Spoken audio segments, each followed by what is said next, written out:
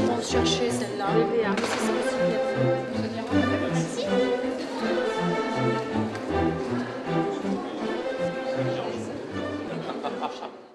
Oui, alors c'est très simple. Vichy a toujours été connu pour des indications thérapeutiques, pour traiter des indications thérapeutiques telles que le problème de digestion et troubles du métabolisme.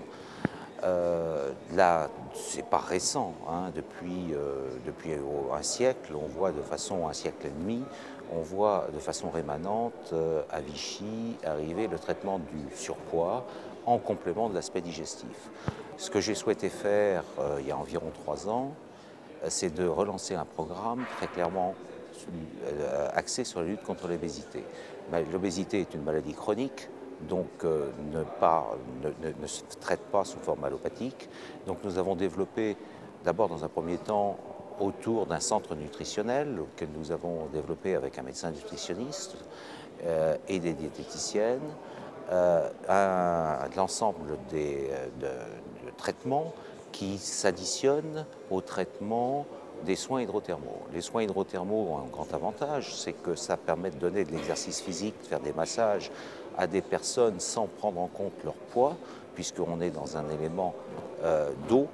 minérale. Donc il est clair que le travail se fait en apesanteur, ce qui permet de libérer le patient des contraintes entre guillemets liées à son poids, mais ceci n'est rien s'il n'est pas accompagné d'un certain nombre de mesures, et c'est pourquoi dans le cadre du programme Maigrir à Vichy que nous avons développé il y a ça 3 ans, nous avons additionné non seulement les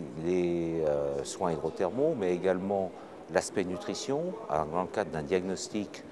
d'un bilan et un certain nombre de recommandations que nous faisons vis-à-vis de nos patients, mais également aussi l'exercice physique, parce que l'exercice physique a une importance très, très grande. Et là aussi, il ne s'agit pas de dire à quelqu'un d'aller faire de l'exercice physique comme ça, il s'agit que alors qu'il n'en fait pas, il risque de se décourager et de se casser très rapidement. Nous avons lancé une méthode qui s'appelle la remise en activité physique progressive, de façon effectivement à ce que les gens puissent garder, on est là presque dans l'éducation thérapeutique. Éducation thérapeutique d'ailleurs que nous développons dans le cadre de conférences, d'ateliers qui sont faits à la fois par des diététiciennes, mais aussi par des coachs, mais également des ateliers de cuisine, puisque nous, dans le cadre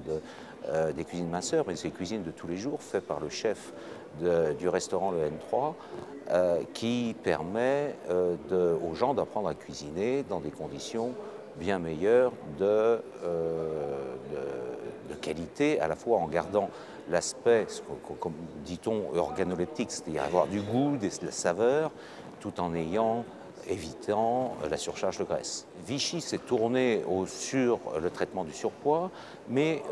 au-delà du traitement du surpoids, parce que le surpoids n'est jamais qu'un élément déclencheur, on ne meurt pas d'obésité ou on ne meurt pas de surpoids, simplement c'est des éléments déclencheurs et favorisant l'apparition d'un certain nombre de maladies comme cardiovasculaires, toute une série de maladies de ce type, voire même l'apparition de certains cancers. Donc à ce titre-là, nous avons développé ce savoir-faire et nous le développons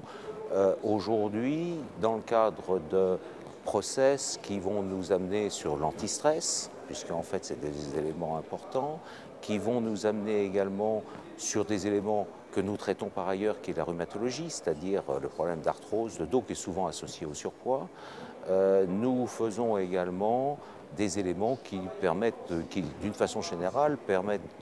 de faire de la prévention, parce que je pense que c'est le devenir du thermalisme, elle est essentiellement dans la prévention,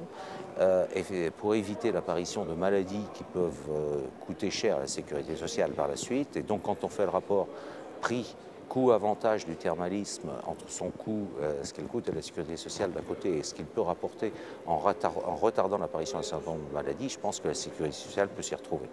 Donc ça, c'est un élément fort. Par ailleurs, vieillir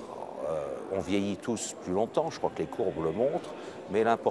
quelle est l'importance de vieillir si on ne vieillit pas bien et si on perd son autonomie. Autonomie aussi bien mentale que physique. Donc je crois que ce qui est important, c'est,